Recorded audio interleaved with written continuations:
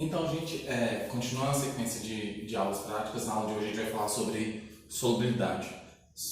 Solubilidade diz daquilo que é solúvel. O que é ser solúvel? A grosso modo, a gente fala que uma coisa ela é solúvel quando ela se mistura com outra. Por exemplo, se a gente coloca álcool na água, você vai poder visualizar que o álcool e a água vão se misturar por completo. Então, a gente diz que o álcool é solúvel em água ou a água é solúvel em álcool.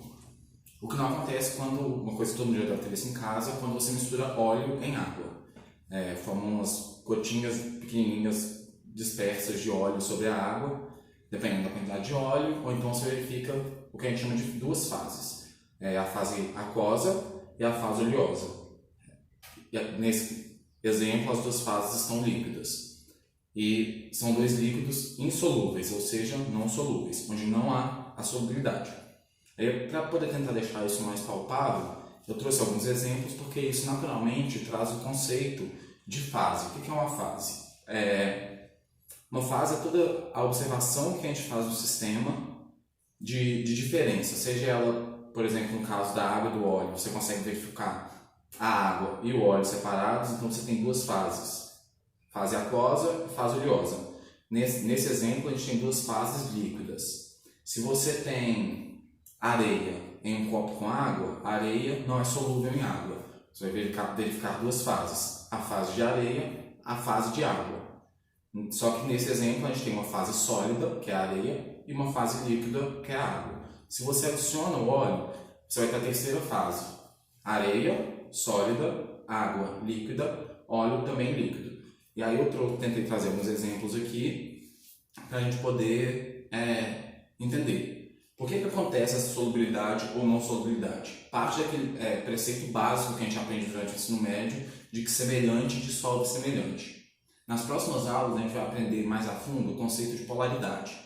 Então, quando um composto é polar, ele é capaz de dissolver, ou seja, de solubilizar um outro composto que também é polar. Ao passo que compostos apolares dissolvem compostos apolares. Quando você tenta misturar os dois, um polar com um apolar, ou nesse caso eu vou falar não polar para ficar mais diferenciado, se você tenta misturar um composto polar com um não polar, não vai ocorrer a miscibilidade, não vai misturar, ou seja, a gente tem fases insolúveis. Isso principalmente para líquidos. Quando você pensa na questão da areia em água, não tem a ver com solubilidade, tem a ver com outros critérios, principalmente por força de ligação iônica, que não convém entrar. Mas então, aqui eu tenho uma estante para tubos. Isso aqui é um tubo Falcon, acho que eu falei disso na última aula. E eu vou fazer alguns experimentos aqui no tubo Falcon para poder tentar deixar mais palpável. Um segundo.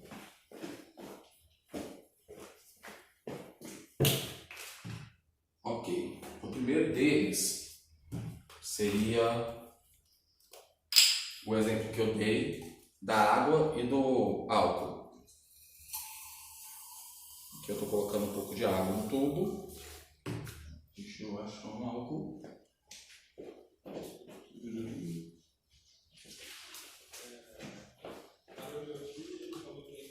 Tem o álcool.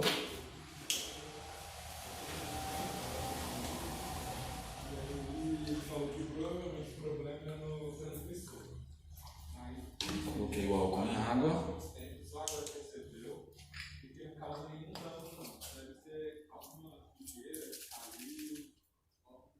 Você não consegue diferenciar fases. A água e o álcool viraram uma fase só líquida. Aqui a gente tem uma mistura, não é um líquido puro, mas a gente consegue ver que tem uma fase só, que é a fase líquida. Aqui está um pouco turva, porque esse álcool ele tem alguns componentes adicionados e porque eu acabei de misturar, mas com o tempo as bolinhas da agitação vão sumindo, fica incolor. Então a água e o álcool são solúveis um no outro. Adianto que uma boa maneira de saber se um composto é polar ou apolar é testando a miscibilidade em água. A água, a gente sabe, ou pelo menos deveria saber, que ela é polar. Vou explicar isso nas aulas teóricas mais para frente. Então qualquer coisa que se misture em água igual o álcool se misturou, também é polar. Um segundo exemplo,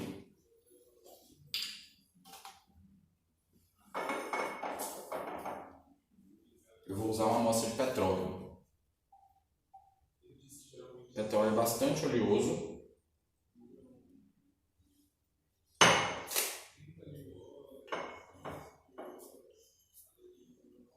Quem nunca viu petróleo, esse é o petróleo, um líquido bastante oleoso e escuro. Então, tá, coloquei o petróleo, vou tentar colocar aqui na lateral a água para a gente ver se vai ser miscível ou não.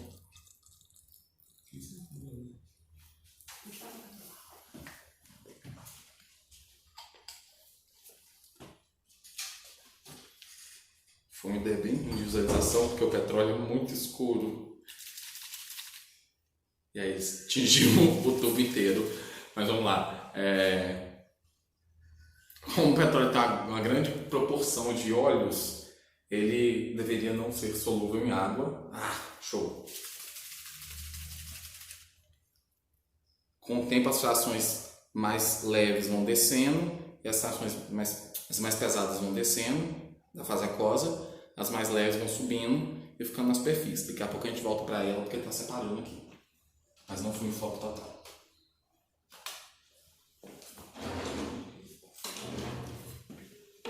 Ok.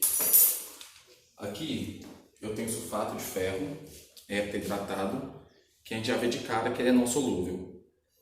Só que uma coisa interessante é que aqui a gente tem duas fases diferentes. Além de ser insolúvel, a gente tem a presença tanto de uma fase no estado líquido quanto uma fase no estado sólido, que é o sulfato de ferro.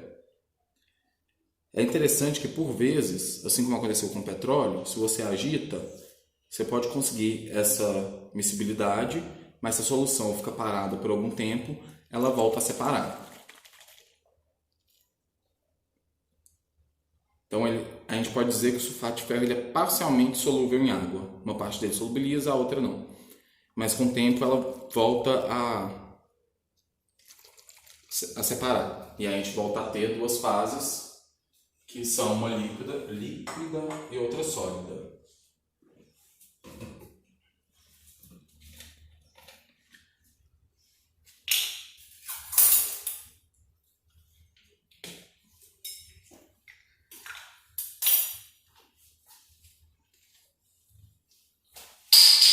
Desculpa, a gente tinha um rato passando ali. Aqui eu tenho um outro produto comercial, líquido. Derrubei a espátula. E aí eu vou adicionar água para poder descobrir se ele é solúvel ou insolúvel. Esse aqui eu não tenho ideia.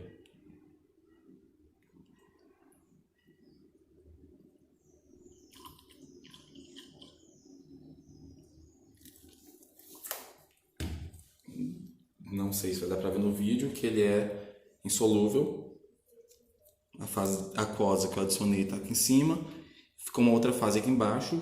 Interessante que aparentemente, além de insolúvel em água, em contato com a água ele solidifica porque ele parece ter virado um gel, ter a consistência de uma gelatina.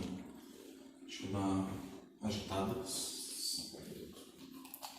Minha assistente está aqui me entregando minha...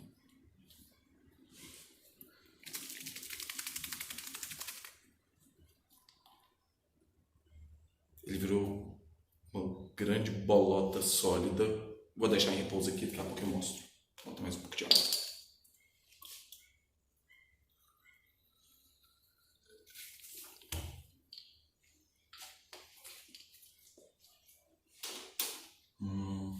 O que mais que eu peguei? Tá.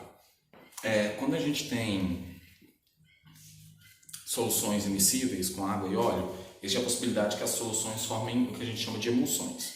Uma emulsão é uma dispersão de água em óleo ou de óleo em água. A gente tem algumas emulsões que a gente encontra com elas no dia a dia, por exemplo, o leite é um exemplo clássico de emulsão, que é uma emulsão de óleo em água. A gente tem uma quantidade enorme de proteínas, lipídios dispersos na água que formam o leite. O leite é uma emulsão, maionese é uma emulsão, e aí a gente pode ter tanto emulsão de água quanto emulsão de óleo. Então eu consegui um outro composto aqui, que ele é capaz de formar uma emulsão. para poder mostrar para vocês o que acontece durante a formação de uma emulsão.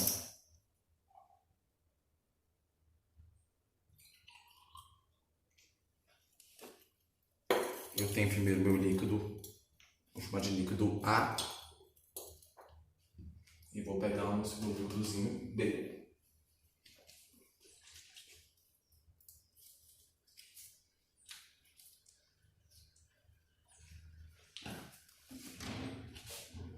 Some people want it all.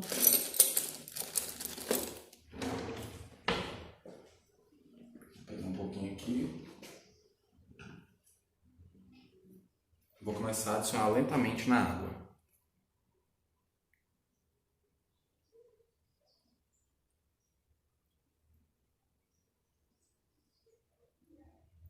E aí a gente consegue verificar o começo da formação dessa emulsão. A água incolor, como a gente sabe. O outro líquido que eu estou usando aqui, ele é de uma coloração mais amarelada, bem parecida com óleo. E aí, em contato com a água, começou a ficar esbranquiçado. Interessante que durante a formação da emulsão a gente consegue verificar 3 fases: a fase aquosa, a fase oleosa e essa fase esbranquiçada, que é a nossa emulsão, que é uma dispersão de óleo, que é essa parte mais amarelinha, na água. Se isso for estável, as gotículas de óleo ficam dispersas e espalhadas por todo o volume de água, que é o que a gente pode verificar aqui. Aqui eu fiz uma emulsão que eu tenho certeza que ela é estável, e é uma emulsão de óleo em água, ou seja, vão ter gotículas de óleo dispersas na fração aquosa, mas poderia ser o contrário, você ter gotículas de água dispersas na fração oleosa.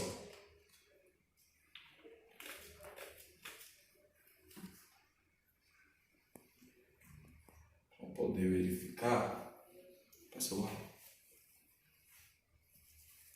pegando o celular do meu assistente aqui.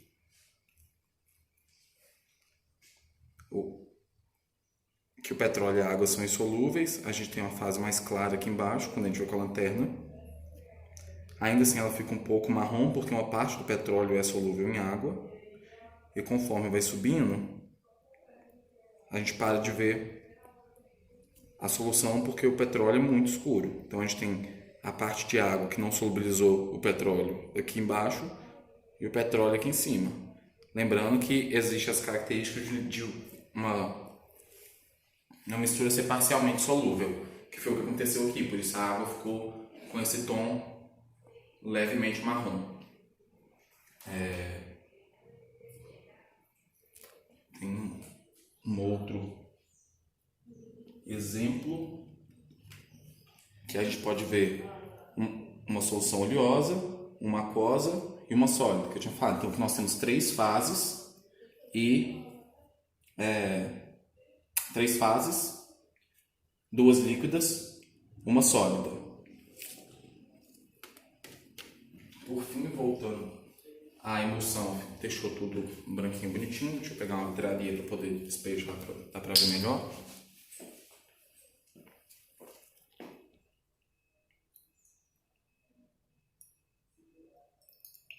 Então aqui a gente tem uma dispersão estável de óleo em água. Nossa emulsão, assim como o leite e a maionese. Outro becker.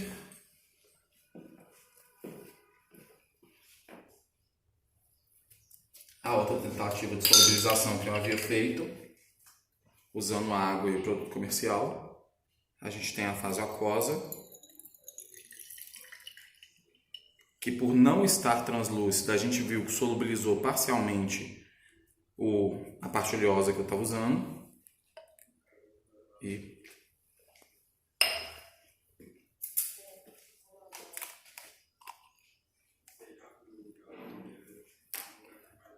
o gel que foi formado.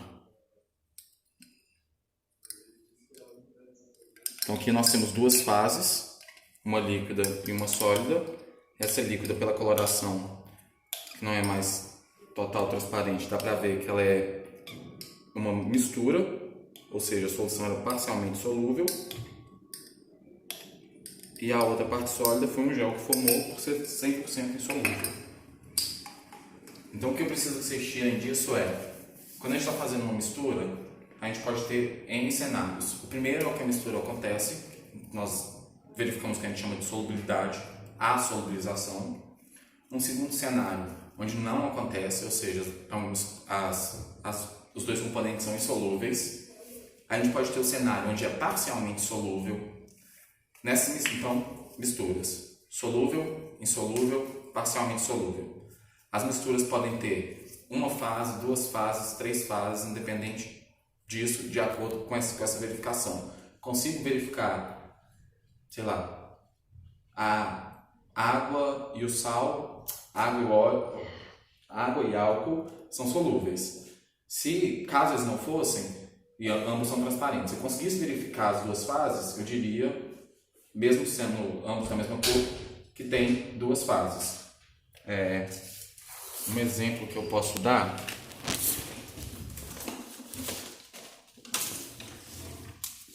se você tem um jarro, você tem um bloco de cimento, você cobre ele com água, você tem duas fases: cimento sólido, que é água. A água é líquida. Coloquei óleo. Você tem uma terceira fase, líquida. Joguei sal. Sal de cozinha, a gente sabe que se mistura com água. Eu continuo tendo três fases, porque o sal vai solubilizar na água. Se eu jogar excesso de sal, uma quantidade desse sal vai descer para cá. Então a gente vai ter uma quarta fase também sólida. Então a água mais o cimento seriam duas fases. Água mais cimento mais óleo, três fases. Água mais cimento mais óleo mais pouco sal, vou colocar um esse pequenininho, três fases, porque o sal vai solubilizar na água. Agora, se eu tenho água mais cimento mais óleo e muito sal, de forma que eu não consiga solubilizar todo o sal, eu vou ter quatro fases. E aí, qualquer coisa que a gente tem, independente se eu estou misturando líquidos ou sólidos, a exemplo, o sal é uma solução. Se eu pego o sal, jogo na água em quantidade suficiente, ele vai misturar, então a gente fala que o sal é solúvel em água. O açúcar, a mesma coisa. Joguei açúcar na água, é porque ele é solúvel. Se é solúvel em água, é porque é polar. Se é solúvel em óleo, é porque é apolar. Então a gente sempre partindo da premissa de que semelhante dissolve semelhante. E aí nós temos algumas técnicas específicas que a gente usa no laboratório para poder promover a separação dessas misturas. E aí a gente vai falar sobre isso provavelmente no próximo grupo de vídeos de aulas práticas. Então é isso. Para a aula de hoje, eu preciso que vocês me entreguem dois exemplos de emulsão que a gente encontra no dia a dia, que não sejam ovo e maionese, que eu já falei aqui. Eu preciso que vocês também me deem a diferença entre solução insaturada, saturada e supersaturada. E é isso. Qualquer coisa, vocês sabem onde me encontrar, meu e-mail, meu telefone. Beijos, até a próxima aula.